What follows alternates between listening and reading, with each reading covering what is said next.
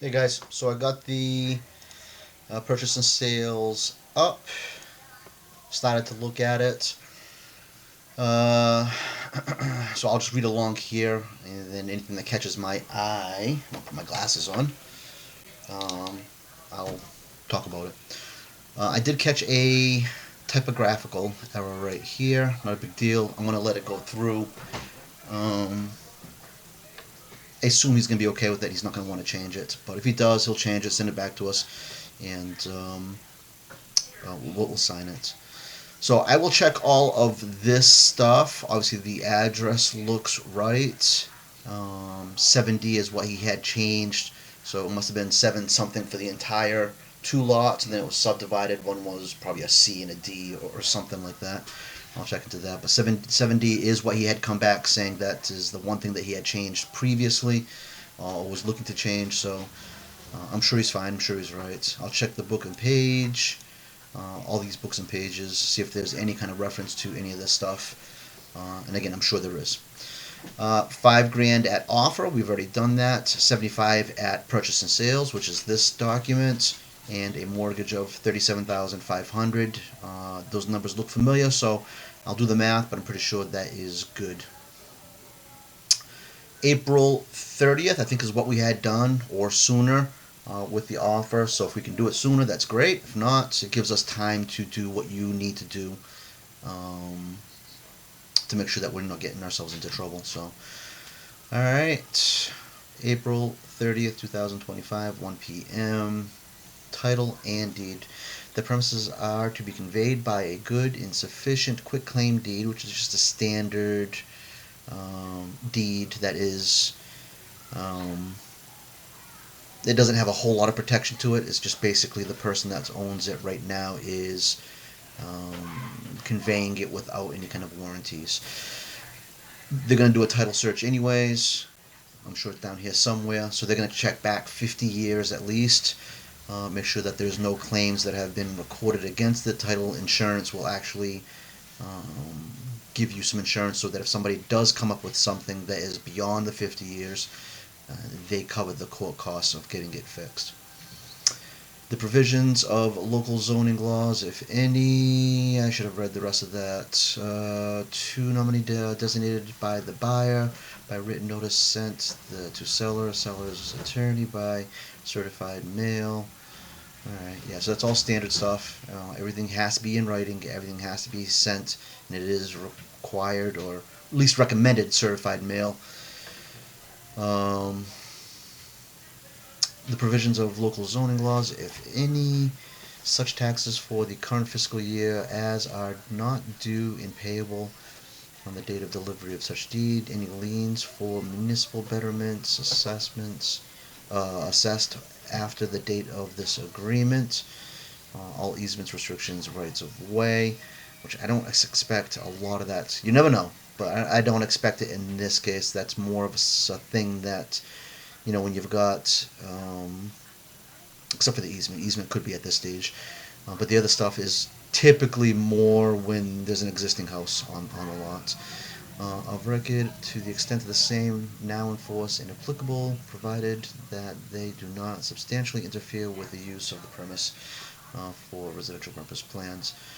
No new plan shall be provided by seller. Now, we've got the old one. Buyer may choose to obtain a survey at his own cost. That is kind of, and it's probably worth doing because you want to make sure that the best you can, the best of your ability, going in, we know that it's something that you can be able to start working on and building on later on.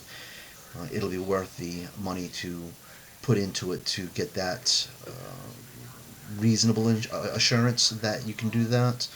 They may not guarantee 100%, but it'll definitely be better than having nothing at all. Extension to perfect title. I'm not going to read the whole thing because it's pretty much standard. Seller shall not be obligated to spend more than $2,000 to perfect title or 2% of the purchase price, whatever is greater. Notwithstanding the foregoing, if seller extends the date of the time of performance as above, and the terms of the buyer's lender purchase money agreement commitment under paragraph 24 of this agreement is changed to the detriment of the buyer on the buyer may elect to cancel. Okay, that's a good thing for you guys. So if they need more time if they have a title problem, if they need more time, and it takes more time that your rate expires, um, this is more just real estate 101. It's not really going to be a thing in this case for you guys. Um, if the rate goes up a point or half a point or a quarter of a point, and it's costing you more than it did previously, for some folks that are at the 300,000, 500,000, 700,000 mark, that becomes a problem, and something that we have to watch carefully to make sure that we're meeting those dates. And if we don't meet those dates, we have precautions, language put in here to protect, so that somebody's not accepted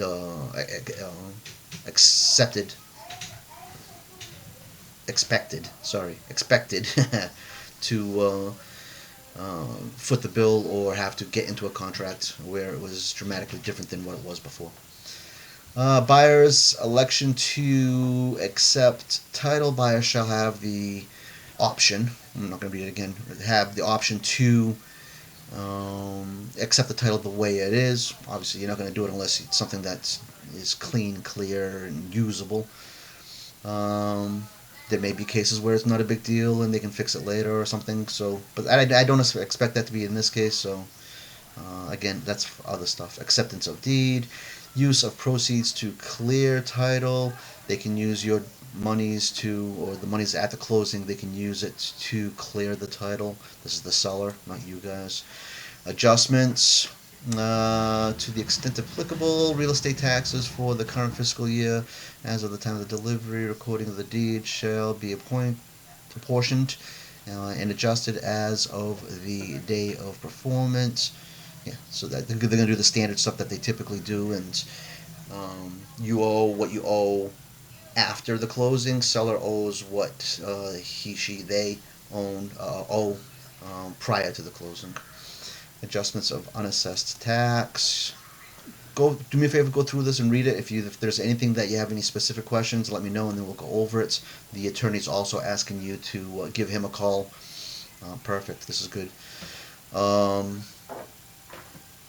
Because I'm sure he's got some stuff that maybe he wants to go through with you too. So, and I'd be interested to hear what it is specifically that he does bring up, or is it just have you read it? What do you think? Are you okay with it? Do you have any questions? He may just do that. A broker's fee for professional services in the amount agreed upon between seller and broker is due to the seller if and when title passes to buyer by delivery and recorded the registry full payment. Otherwise, seller shall also compensate Trident Realty Group in the amount of, I am not going to say a thing because this was supposed to be on you. This is saying the seller is going to pay, which I'm going to leave it, to be honest with you, and see see if we can get away with it. That way you guys don't have to pay that. It's coming from the seller. Deposits. I'm going to skip through here, and again, I'll read it better off the video. But I don't want to go and bore you guys on stuff that's so boilerplate, so standard that there's no sense in reading it. Liability of fiduciary. If the seller or buyer executes this agreement in a representative or fiduciary capacity, which means you're doing it for somebody else, which you're not. So again, in this case, it doesn't really make a difference. The seller's doing it for the seller. You guys are the buyers buying for yourselves, not for somebody else. That goes into third party kind of thing. Warranties and representations. This is probably saying that there is no other warranties or representations not specifically stated on here.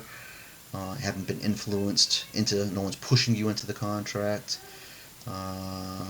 Set forth incorporated in this agreement previously made in writing. Okay. Financing, $37,000. April 14th, which is okay because we're closing. It doesn't say on or before, but no one's going to 30th, April 30th. No one's going to complain if we close next week or in 2 weeks, as long as everybody's available and ready and can get scheduled. That's why it's always nice to kind of shoot for a worst case scenario in the future and say, or sooner. That covers us that we'd be doing extensions every single day. Sale of buyer's assets, payment of buyer's liabilities. Otherwise, unless otherwise agreed under the additional provisions of this agreement, buyer agrees that this agreement is not contingent upon the sale of any real property. You're not selling a house to be able to buy this land. Happens in other cases, a lot. Not in this case. Right of access. Buyer's agent, employees, or buyer's, lenders, bank representatives shall have the reasonable right to access the premise prior to and on the day of delivery of the deed, walkthrough, for the purpose of performing inspections. Again, it's land, so a walkthrough on land that we've already walked through before. We can do it if you want to. I don't suspect that there's going to be any. It's not like there's going to be trash laying around or something missing or something broken, like if you were buying a house. Said right or access shall be exercised only after reasonable notice, typically 24 hours, give or take. Everything's been very amicable with the other agent and seller, so I'm sure we're not going to have any problems with anything. Real Estate Bar Association practices. Real estate agents are involved. They're doing what they're supposed to be doing, and they're supposed to be doing it by the way that everybody does it and the way the law prescribes. Affidavits and certifications. At the closing, seller shall execute and or deliver to buyer the following documents: affidavit stating that seller is not a foreign person. Okay, this is all an affidavit of the buyer and the buyer's title insurance company, and in the form is substance of the Real Estate Bar Association title insurance affidavit. You want title insurance, you really do. Complete internal revenue code section 1099. All the stuff gets reported back to the IRS, and more for the sellers when they sell and they make money. The IRS wants to get their money. Any and other affidavits, certificates reasonably required by buyers, licensed mortgage lenders, greater. All the standard paperwork you have to fill out and send. Seller shall not execute a survey affidavit. Okay. Supersessions. Construction of agreement.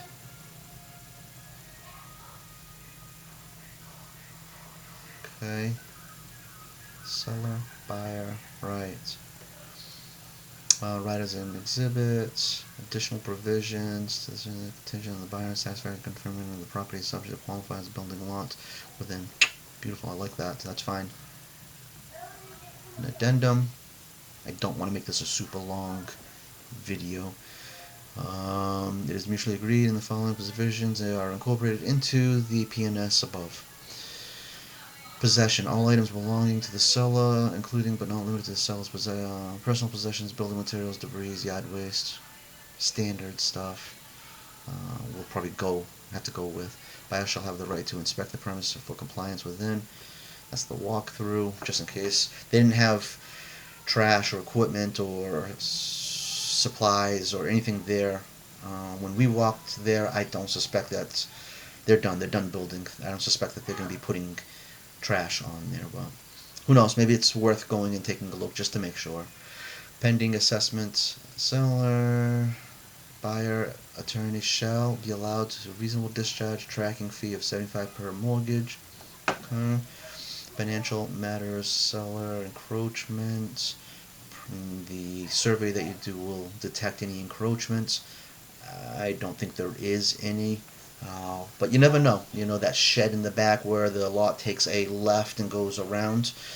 I reasonably think it's behind that shed, but the survey, those are the people that do that kind of stuff, and what they say. It would be good to have that so that we know that those boundaries are exactly where we think they are. Appraisal subject to lender's pre-purchased appraisal establishing that the premises valuation is no less than, and it's not. You wish in good shape for what you're paying for.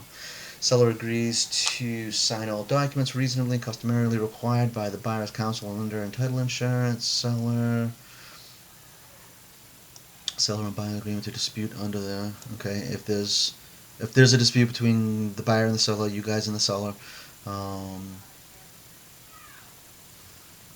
and the dispute is over $2,000, it'll probably go to like a mediation, resolve such dispute and such direct mediator. Yeah, it's the standard stuff. Time for performance, right? COVID, other problems. Again, we're doing stuff very agreeably with everybody. So I mean, if it takes an extra day, it's stuff that we can do. This is a much easier deal than as if it was a house where you're moving out of an apartment, you have to coordinate moving and all that stuff. That is different. That's tougher. No contracts or written. That's good. I'm just scanning quickly for anything that looks. Excuse me. Looks chapter 21A. That's hazardous materials. What's it say? Seller represents the seller has never generated, stored, or disposed of hazardous waste materials. Good.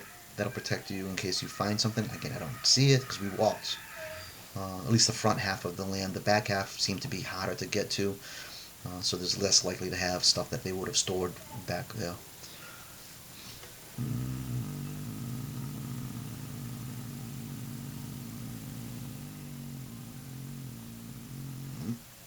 It is agreed that in the event of a title matter for which a title insurance company is wishing to issue so-called affirmative coverage over a known defect or problem, buyers may elect to accept same but shall not be required to do so, and shall have the right at the option of their counsel to deem title to be to the premise unacceptable, unmarkable.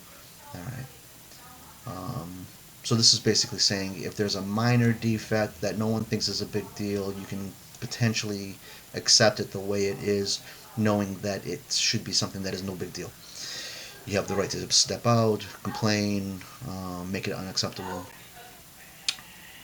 Seller warrants to the best of their knowledge that the premise is not located within any special flood, which we could not find anything to that effect either. So I do, if you have access to an insurance agent that will kind of look for you quickly, it might be a good idea to have the insurance agent look at the address and see if they can find something. Sometimes they have databases that are easier to get into. They have a little bit more access to certain things that other people don't have. So if you have an insurance agent and you think that you can get them to take a quick peek at the address to see if there's any flood in that area, that'd be good. Can't hurt.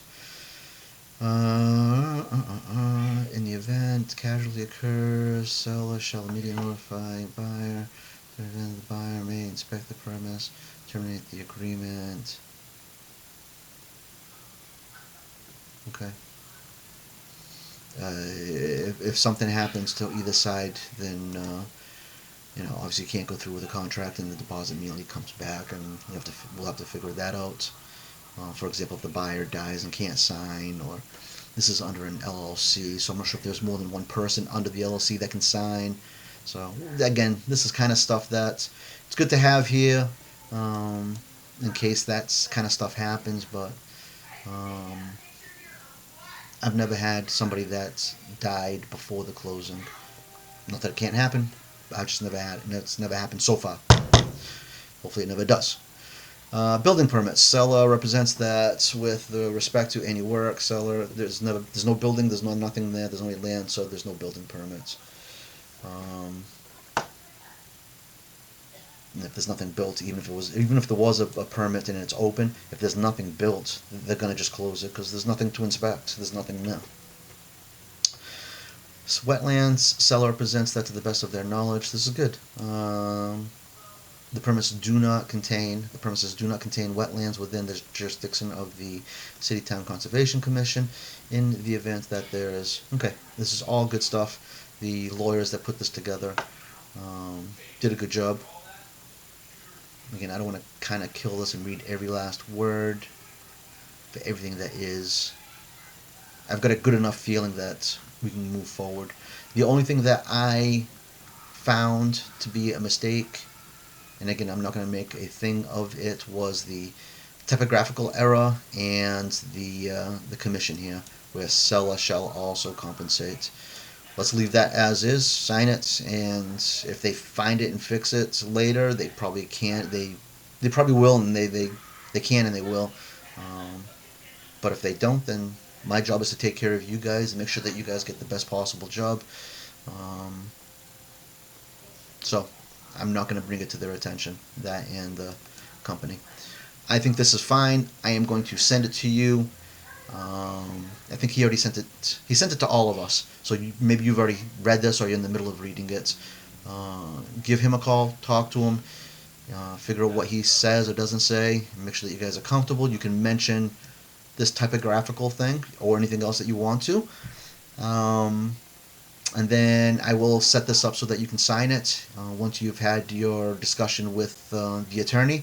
And once we get that back from you signed, I will get it to everybody else. They can sign it, and then we can get that 7,500 check mailed out to the same listing office.